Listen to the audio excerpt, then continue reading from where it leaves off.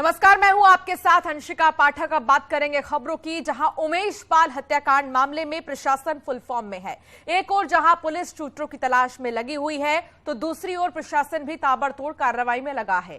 प्रयागराज में एक बार फिर से बुलडोजर चल सकता है। सूत्रों के हवाले से यह खबर है कि आज बमबाज गुड्डू मुस्लिम के घर को गिराया जा सकता है। आज ये बड़ी कार्रवाई हो सकती है। गुड्डू मुस्लिम एक ऐसा शूटर जिसे बम से हमला करना ज्यादा पसंद है और चलते फिरते भी बम बनाने का जो टैलेंट है इसमें है। बमबाज के घर को आज जमींदोज कर दिया जाएगा और सूत्रों के हवाले से ये जानकारी मिल रही है कि ये कार्रवाई बड़ी कार्रवाई होगी। गुड्डू मुस्लिम क्योंकि फरार है, 5 लाख का इनाम घोषित है गुड्डू मुस्लिम पर, और तमाम आरोपी भी अभी फरार हैं। जो अभी नहीं मिले हैं उनको लेकर लगातार जांच हो रही है। लेकिन एक बार फिर से 2 शूटरों के बाद ये तीसरा शूटर होगा गुड्डू मुस्लिम, जिसके घर पर बुलडोजर चलेगा।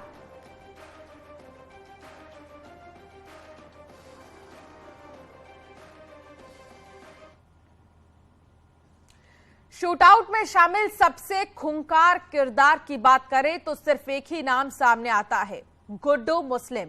बम बनाने में माहिर गुड्डू मुस्लिम ने श्री प्रकाश शुक्ला से लेकर अभय सिंह और धनंजय सिंह जैसे बाहुबलियों के साथ काम किया है। वो चलते चलते बम बनाता है, बाइक पर बैठे बैठे निशाना लगाता है और अपने टीचर को मारकर जरायम की दुनिया में कदम रखा था। आइए समझते हैं क्या है गुड्डू मुस्लिम का किरदार।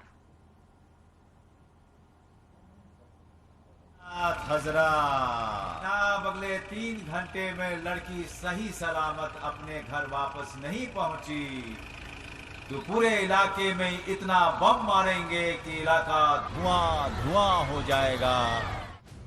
एक फिल्म का डायलॉग है, इतना बम मारेंगे कि धुआं धुआं हो जाएगा। असलियत में ये हुआ प्रयागराज शूटआउट में। प्रयागराज के धूमनगंज इलाके में जीटी रोड पर एक जगह जैसे ही उमेश पाल की गाड़ी रुकी तो अचानक कई हमलावर गोलियां बरसाते नजर आने लगे। इन्हीं गोलियों की बरसात के बीच अचानक एक जोरदार धमाका हुआ और कार के आसपास का सारा इलाका धुएं में छुप गया। मगर सीसीटीवी कैमरे की आंखें खुली रहीं और उसी में एक ऐसा शख्स कैद हुआ जो बड़ी ही अलग स्टाइल में बम फेंक रहा था। सफेद शर्ट पहने बम फेंकने वाले का नाम गुड्डू मुस्लिम है, जिसे अतीक के गैंग में बमबाज भी कहा जाता है। सवाल उठता है कि आखिर ये गुड्डू मुस्लिम कौन है और अतीक अहमद के साथ उसका क्या रिश्ता है, जिसे अब उत्तर प्रदेश की पुलिस उमेश पाल हत्याकांड के बाद तलाश रही है। एफआईआर के बाद पुलिस ने सीसीटीवी फुटेज खंगाले तो पता चला कि हमले में बम चलाने वाला गुड्डू मुस्लिम था, जो बम चलाने और बनाने में माहिर माना जाता है।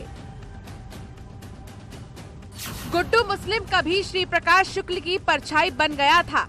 1997 में गुड्डू ने गेम टीचर फेड्रिक्स जे गोम्स की हत्या की थी। गुड्डू ने पुलिस के सामने अपना गुनाह कबूल किया था। जेल में बंद गुड्डू की जमानत कराई थी अतीक अहमद ने। जमानत के बाद अतीक का गुर्गा बन गया गुड्डू।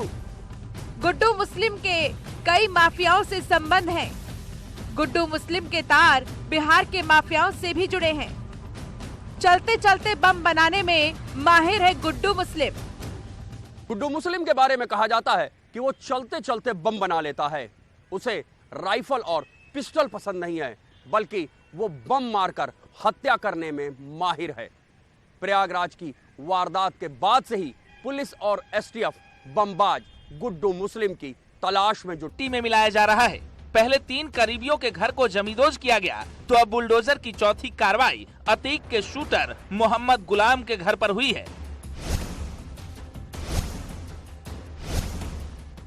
उमेश पाल शूटआउट कांड में 5 लाख के इनामी शूटर मोहम्मद गुलाम का मकान पूरी तरह से जमींदोज कर दिया गया है। ये मकान पहले जमींदोज किया गया, लेकिन दूसरे हिस्से में यहाँ पर एक लॉज चलता था। राहिल हसन जो कि मोहम्मद गुलाम का भाई है, उसने इस मकान को बचाने की पूरी कोशिश की थी, लेकिन इसके बावजूद प्रशासन की नजर इस पे थी और यहाँ पर पोकलेन मशीन से चंद मिनटों में इस मकान को भी यानी इस लॉज को भी जमींदोज कर दिया गया है। आप देख सकते हैं मलबा गली में गिरा है, जिसे यहाँ पर लेबर उठा रहे हैं ताकि आसपास के लोगों को आने जाने में किसी तरह की परेशानी न हो। 5 लाख के इनामी शूटर मोहम्मद गुलाम के रसूलाबाद स्थित घर पर बुलडोजर चला। 3600 स्क्वायर फीट में एक मंजिला मकान था, जिसके अगले हिस्से में 4 दुकानें थी, जिसमें शूटर गुलाम का भाई राहिल रहता था। राहिल हसन के मुताबिक शादी के बाद से ही वो परिवार से अलग हो चुका था। भाई कहने से भाई नहीं रहता, रिश्ते को निभाना आना भी चाहिए। आज अगर वो बेटे होते हैं, भाई होते, तो क्या ऐसा कृत्य करते कि परिवार को चौराहे पे खड़ा करके चले जाते हैं। आपको लगता है कि जो कार्रवाई हो रही है गलत है, क्या है, क्या कहेंगे इसको लेकर? कार्रवाई एकदम सही है, लेकिन ये है कि जो निर्दोष है, जिनकी कोई गलती नहीं, उनके साथ भी न्याय होना चाहिए। अच्छा, जब से ये घटना हुई, राहिल आपसे जो है मोहम्मद गुलाम ने कभी संपर्क किया था? नहीं, कभी नहीं। शादी के बाद कुछ साल साथ में थे, फिर उसके बाद अलग हो गए। वो अपना अलग कमाते खाते थे, हम लोग अपना अलग कमाते खाते थे, सब लोग। मामले में अब तक बुलडोजर की चौथी कार्रवाई हो चुकी है। माना जा रहा है कि अब अगला नंबर बमबाज गुड्डू मुस्लिम का है। गुड्डू मुस्लिम के चकिया स्थित घर पर बुलडोजर कभी भी चल सकता है। मकान अवैध बना था, प्रयागराज विकास प्राधिकरण ने नोटिस दिया। नोटिस का जवाब न देने पर 13 मार्च को ध्वस्तीकरण का आदेश पारित किया गया था और उसी के क्रम में आज ये बड़ी कार्रवाई को अंजाम दिया गया है। यानी योगी सरकार का जो एक्शन है वो लगातार जारी है और इसके बाद भी प्रयागराज विकास प्राधिकरण उमेश पाल शूटआउट कांड से जुड़े दूसरे आरोपियों के खिलाफ भी ध्वस्तीकरण की कार्रवाई करेगा। माना यह जा रहा है कि बमबाज गुड्डू मुस्लिम के खिलाफ प्रयागराज विकास प्राधिकरण की अगली कार्रवाई जल्द होगी। बुलडोजर एक्शन से साफ संदेश है कि अपराधी बख्शे नहीं जाएंगे। आज शूटर मोहम्मद गुलाम तो कल बमबाज गुड्डू मुस्लिम, एक एक कर सबका नंबर जरूर आएगा। तो कुल मिलाकर पूरी तरह से शूटर मोहम्मद गुलाम का जो साम्राज्य था, अवैध साम्राज्य था, उसको तहस नहस कर दिया। योगी सरकार लगातार माफियाओं और अपराधियों के खिलाफ कार्रवाई कर रही है, उनके अर्थतंत्र पर चोट कर रही है। उसी के साथ बड़ी कार्रवाई की गई है। माफियाओं उमेश पाल शूटआउट कांड के बाद आरोपियों के खिलाफ ये चौथी बड़ी कार्रवाई थी जो मोहम्मद गुलाम के खिलाफ यहाँ पर की गई है। कैमरा पर्सन अनिल कुमार के साथ सर्वेश दुबे, न्यूज 18 प्रयागराज।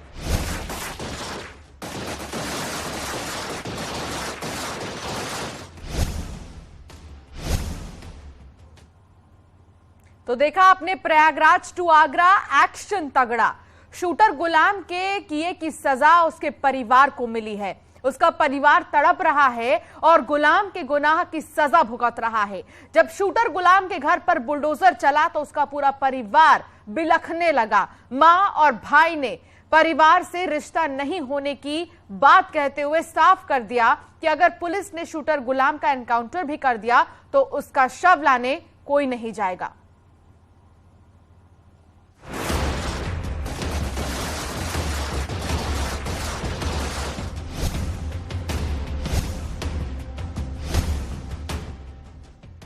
अतीक के गुलाम पर गर्जा बुलडोजर। मिट्टी में मिला शूटर का अवैध घर।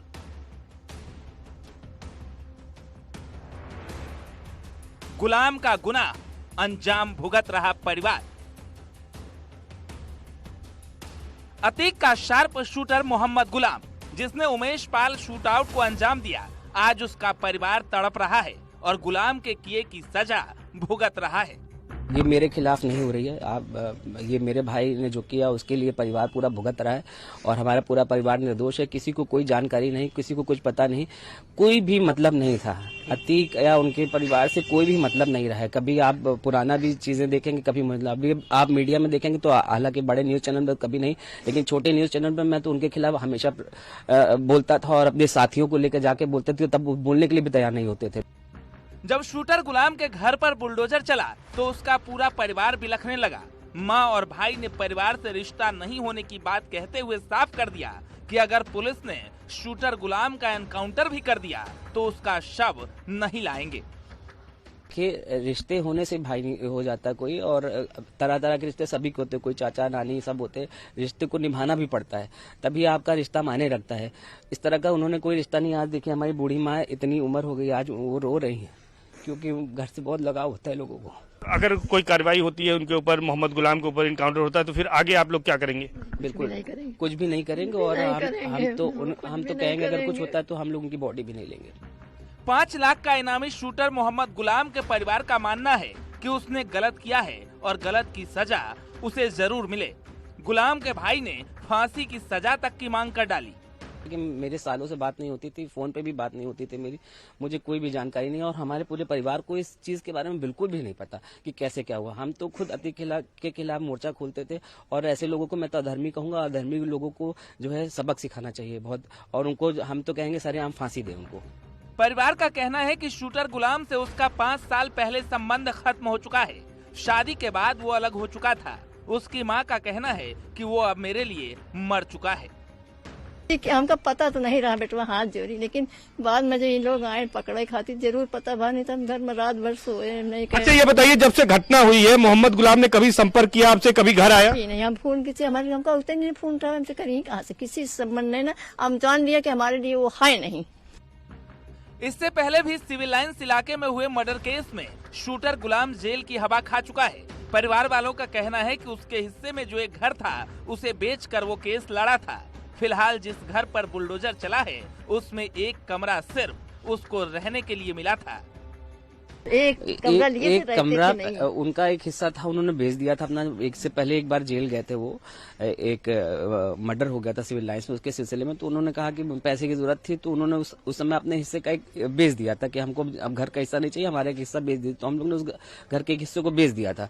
फिर जैसे अब घर परिवार है तो एक कमरा उनको रहने के लिए दे दिया था घर वालों ने कि चलो ठीक है, रहो, अपना कमाओ खाओ, आगे बढ़ोगे तो आप अपना बंदोबस्त कर लेना आप जो है।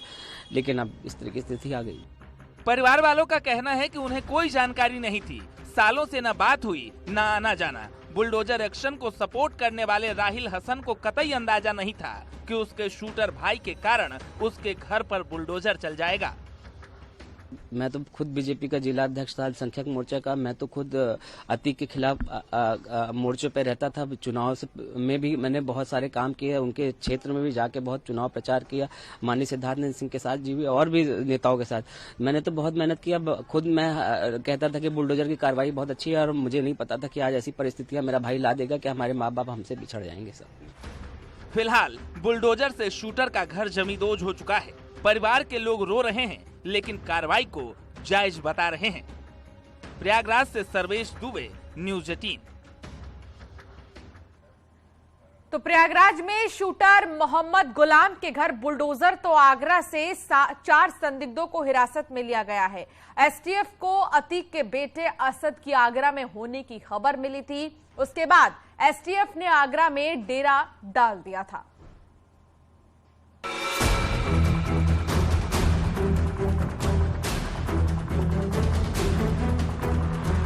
लखनऊ एसटीएफ को जानकारी मिली थी कि अतीक का बेटा और 5 लाख का इनामी असद शूटर्स के साथ आगरा में कहीं छिपा हुआ है। आगरा लोकेशन की सूचना मिलने के बाद लखनऊ और प्रयागराज की एसटीएफ ने आगरा में डेरा डाल दिया। आगरा के फतेहपुर सीकरी से लेकर राजस्थान बॉर्डर तक लगातार एसटीएफ छापेमारी कर रही थी। सूचना मिली थी कि उमेश पाल हत्याकांड से जुड़े संदिग्ध कोरई टोल प्लाजा पार करेंगे। उसके बाद टोल की घेराबंदी कर दी गई और 4 संदिग्धों को उठा लिया गया। जब पुलिस को पता चला, एसटीएफ को जानकारी मिली कि 4 संदिग्ध लोग हैं जो उमेश पाल हत्याकांड से जुड़े हुए हैं, पुलिस ने कोहरी टोल प्लाजा पर घेराबंदी की। टोल के सभी रास्ते बंद कर दिए गए, सिर्फ एक रास्ता खोला गया जहां से ये संदिग्ध निकलेंगे। पुलिस ने उस रास्ते की घेराबंदी करते हुए उनकी गाड़ी को रोका और उसके बाद इन 4 संदिग्धों को उठाया है। हालांकि बताया ये जा रहा है ये 4 संदिग्ध उमेश पाल हत्याकांड से जुड़े हो सकते हैं। सूत्रों के हवाले से खबर ये भी है कि एसटीएफ और पुलिस को इनके पास से भारी मात्रा में असले भी बरामद हुए हैं। इन 4 संदिग्धों को लेकर एसटीएफ पूछताछ में जुट गई है। सूत्रों के मुताबिक हिरासत में लिए गए संदिग्ध अतीक और उसके बेटे असद के करीबी बताए जा रहे हैं। पुलिस को आशंका है कि आगरा में इन लोगों की मदद से शूटर्स छिपे हो सकते हैं। फिलहाल जांच जारी है। आगरा से कामिर कुरैशी, न्यूज़ 18।